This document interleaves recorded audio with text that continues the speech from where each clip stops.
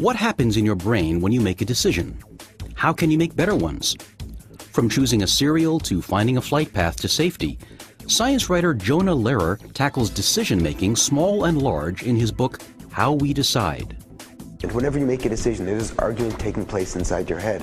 And sometimes the argument is between rational areas like the prefrontal cortex and between areas like the amygdala or nucleus accumbens, areas that generate these powerful emotions.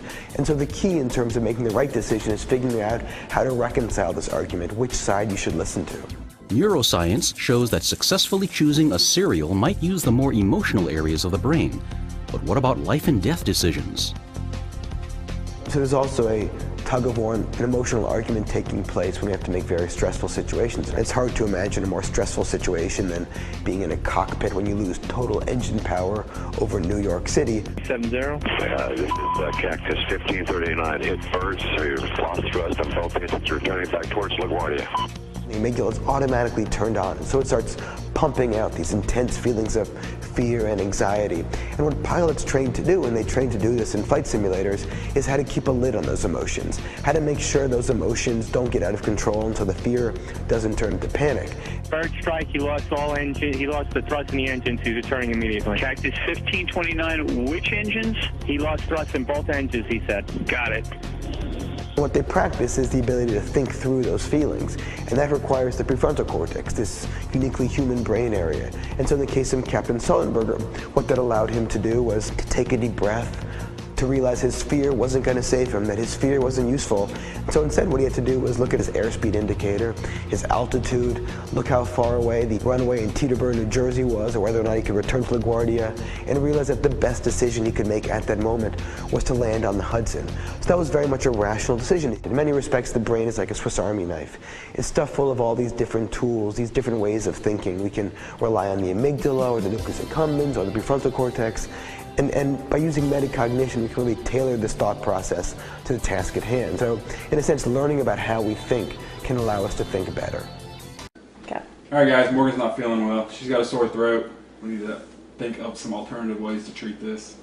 Well, maybe we need to take her to the doctor. Or we could just use Tylenol. I think maybe we let nature run its course. Let's look in her throat, figure out what we need to do. Open up, Morgan.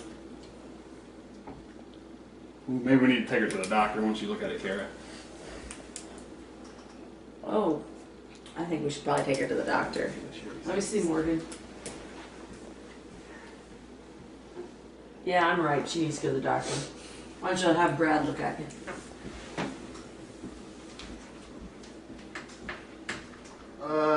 Yeah, definitely needs to go to the doctor. Okay. Well, Morgan, I think we're going to have to go to the doctor. We all agree. No. So, what are some of the worst biases? I'll name 4 important ones. First, optimism bias means we systematically overestimate the likelihood that our decisions will produce good results and underestimate the probability things will go badly. We ignore the possibility of unforeseen consequences. Second, confirmation bias means we tend to look for and accept any new evidence that favors our pre-existing current opinions, and we ignore, reject, or are suspicious of evidence that undermines our current opinions. Third, in-group bias means we're prone to treat political disagreements as battles between rival teams. We're biased to believe that anything our team does, no matter how bad, is good just because our team does it. We're biased to believe that the other team is bad no matter what they do. We're quick to forgive our side and quick to condemn the other side. Fourth, action bias means we always feel like we have to do something rather than nothing. Sometimes the best response is to sit and wait until we know more, because the something we might want to do might just create new problems. These 4 biases come naturally to most people. If we're honest with ourselves, we can probably recognize one or more of them in our own past decisions and behavior.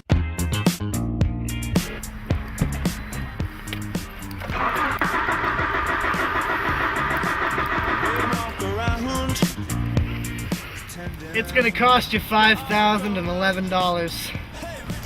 Here's my card. I don't know why you drive this piece of shit. You're so stuck up.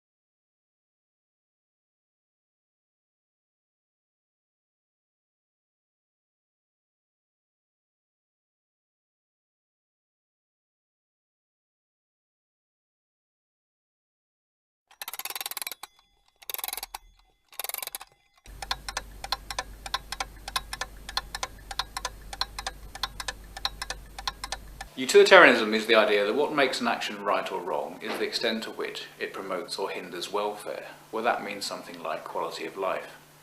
Utilitarians disagree amongst themselves about how to fill in the details of this, so really utilitarianism refers to a broad family of views rather than to a single doctrine. One of the appealing features of utilitarianism is that it seems capable of explaining at least some of our ordinary ethical ideas. For example, it seems to explain why it's usually right to keep a sincere promise, but occasionally wrong in unusual circumstances. However, critics of utilitarianism complain that it fails to vindicate enough of our ordinary ethical ideas.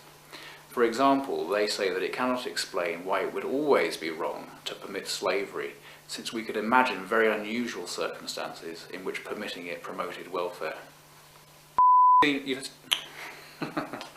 Another go.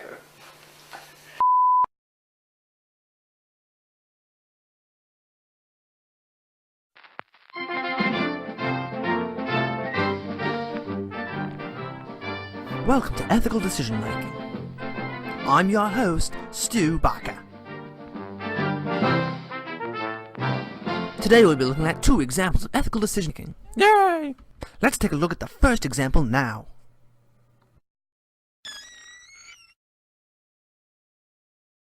Miss Keller?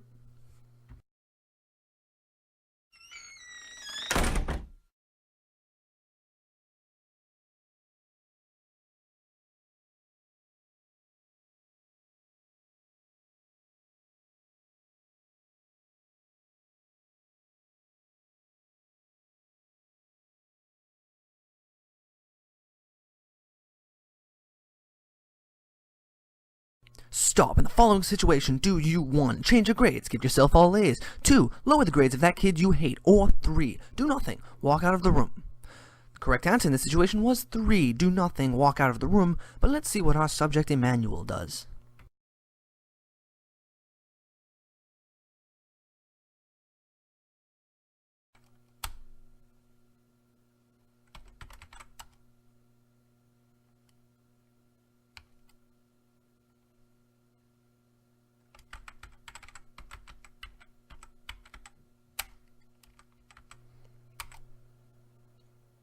And now for the second example.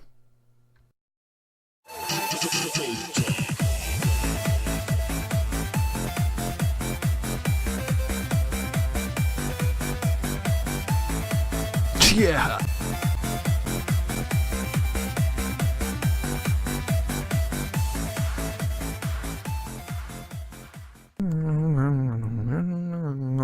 What's this? Stop. In the following situation, do you 1. Quietly pocket the cash and walk away, or 2. Return it to its rightful owner, or 3. Follow the man who dropped it, looking for more cash that he might be dropping? The correct answer to this question was 3. Follow the man who dropped it. Whoops, my bad. The answer is 2, actually. Return it to its rightful owner. And now, for example number 3.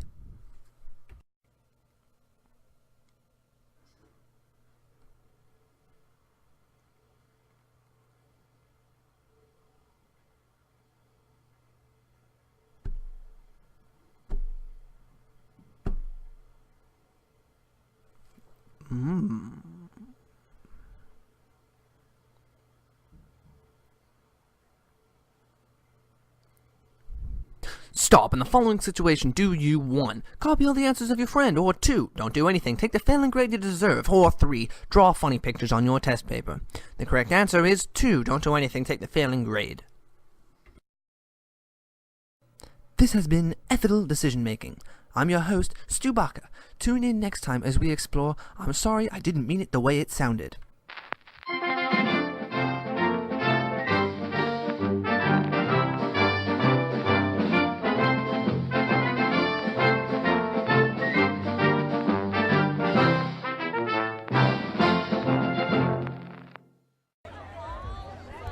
Other action. All right, here we go. Here we go. Sir! Sir, you look like a gifted gentleman. Are you gifted? Yeah. Okay. Yeah. I thought so. What's stopping you from making your gift more obvious? I don't know. Exactly. Here at Neurosis Now, we feel self-importance is the most important form of importance, and that the creative potential should be for everyone to indulge in, even this gentleman over here. That's why we came to Hardly Strictly, in the creative potential capital of the world, San Francisco.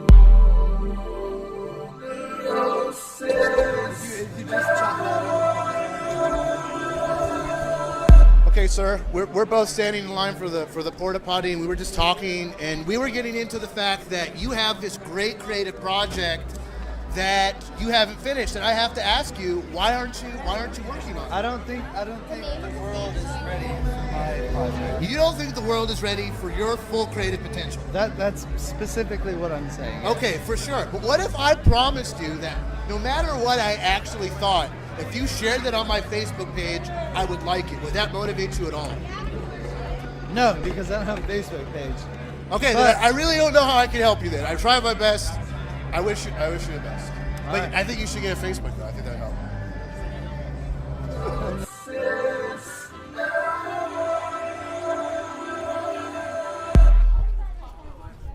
Ladies, you look like creative people. And I know one of the biggest obstacles in taking on a creative endeavor is the question of whether it's good. And I just wanted to ask you guys, think about your parents. Did they mean to have you? Yes. You don't know that for sure. We have the same parents. You can't know that for sure. And the point is, some of the most beautiful works of art are made by mistake. Here's a mistake. I'm not one of those mistakes. You can't know that for sure. There's no way. I know that. There's no way. I'm trying to prove a point. I'm trying to. No. See, my name is. You guys can't know that for sure.